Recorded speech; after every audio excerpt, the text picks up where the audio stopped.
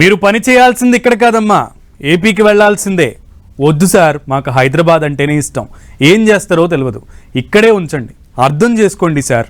ఇన్ని రోజులు ఇక్కడే పని చేసినాం, అక్కడికి వెళ్ళి అడ్జస్ట్ అవ్వలేం, ఏదో ఒకటి చెయ్యండి, ఇక్కడే కొనసాగేలా చూడండి అంటూ రిక్వెస్ట్ చేస్తున్నారట ఆ 5 ఐఏఎస్లు. అయితే ఆమ్రాపల్లితో పాటు మరో ఆఫీసర్ను మాత్రం తెలంగాణ క్యాడర్లోనే ఉంచేలా ప్రయత్నాలు గట్టిగా జరుగుతున్నాయట. ఇంతకీ ఏపీకి వెళ్లే అధికారులు ఎవరు? తెలంగాణ క్యాడర్లోనే కొనసాగేది ఎవరు?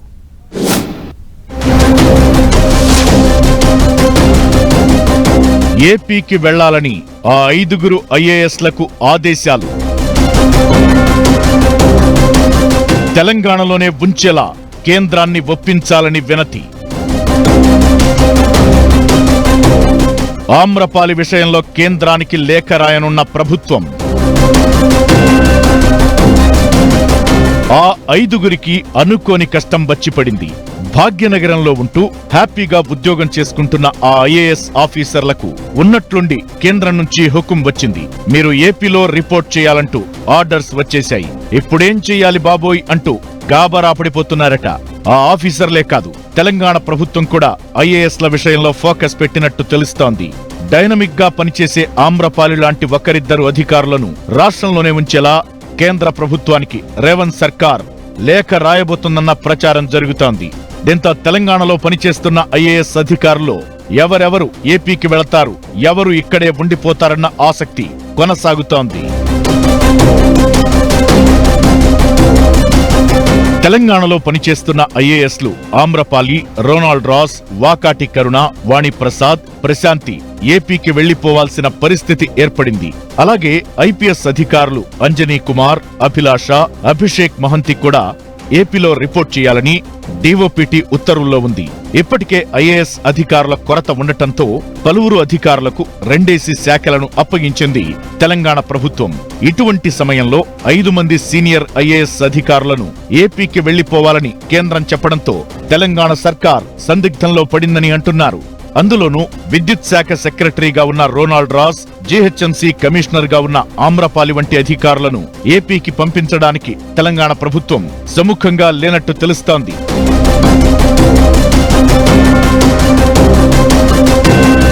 జీహెచ్ఎంసీ కమిషనర్ గా పనిచేస్తున్న ఆమ్రపాలి తాను తెలంగాణలోనే కొనసాగేలా కేంద్ర ప్రభుత్వాన్ని ఒప్పించాలని రేవంత్ సర్కార్ కు విజ్ఞప్తి చేశారని తెలుస్తోంది. రాష్ట్ర ప్రభుత్వం కూడా కేంద్ర ప్రభుత్వానికి లేఖ రాయనున్నట్లు సమాచారం. అయితే యూపీపీఎస్సీ అప్లికేషన్ లో ఆమ్రపాలి తన పర్మనెంట్ అడ్రస్ ను విశాఖపట్నంగా మెన్షన్ చేశారు. దాంతో ఆమెను ఏపీ క్యాడర్ కు కేటాయించారు. తనను తెలంగాణ స్థానికురాలిగా గుర్తించి తెలంగాణ క్యాడర్ కు పంపాలని ఆమ్రపాలి కోరినప్పటికీ ఆ అభ్యర్థనను కేంద్రం తిరస్కరించింది. 2010 బ్యాచ్ కు చెందిన ఆమ్రపాలి ఐఏఎస్ గా శిక్షణ పూర్తి చేసుకున్నాక మొదట వికారాబాద్ సబ్ కలెక్టర్ గా, తరువాత కొంతకాలం హైదరాబాద్ లోని స్త్రీ శిశు సంక్షేమ శాఖలో పనిచేశారు. 2015లో రంగారెడ్డి జిల్లా జాయింట్ కలెక్టర్ గా, కొత్త జిల్లాలు ఏర్పాటయ్యాక వరంగల్ అర్బన్ జిల్లా కలెక్టర్ గా పనిచేశారు. అక్కడి నుంచి జీహెచ్ఎంసీ జాయింట్ కమిషనర్ గా బదిలీ అయ్యారు. తెలంగాణ ఎలక్షన్ కమిషన్ లో జాయింట్ చీఫ్ ఎలక్టోరల్ ఆఫీసర్ గా పనిచేశారు. 2020లో కేంద్ర సర్వీసుల్లో జాయిన్ అయి డిప్యూటీ కార్యదర్శిగా పనిచేశారు. డెప్యుటేషన్ పూర్తి కావడంతో తెలంగాణ రాష్ట్ర సర్వీస్ లో చేరారు. హెచ్ఎండిఏ కమిషనర్ గా ఆమ్రపాలి పనిచేశారు. ప్రస్తుతం జీహెచ్ఎంసీ కమిషనర్ గా ఆమ్రపాలి కొనసాగుతున్నారు. ఏ శాఖలో ఉన్నా ఆమె డైనమిక్ గా పనిచేస్తారన్న పేరుంది. ప్రభుత్వ నిర్ణయాలను వేగంగా అమలు చేసి అనుకున్న లక్ష్యాలను సాధిస్తారనే టాక్ ఉంది. అందుకే ఆమ్రపాలిని ఇక్కడే కొనసాగించే ప్రయత్నం జరుగుతోందని తెలుస్తోంది.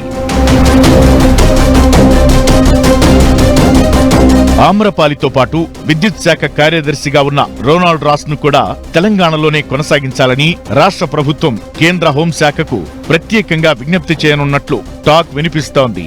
ఈ నెల 16 లోపు ఏపీలో రిపోర్ట్ చేయాలని డిఓపిటి ఆదేశించిన నేపథ్యంలో అంతలోపు కేంద్రంతో సంప్రదింపులు జరిపి వీళ్లను ఏపీకి పంపకుండా ఉండేలా చర్యలు తీసుకోవాలని ప్రభుత్వం సీఎస్ కు సూచించినట్లు సచివాలయ వర్గాల్లో చర్చ జరుగుతోంది. మిగతా ఐఏఎస్ అధికారులు, ఐపీఎస్ అధికారులు కూడా తెలంగాణను విడిచి వెళ్లేందుకు అంతగా ఇష్టపడటం లేదని తెలుస్తోంది.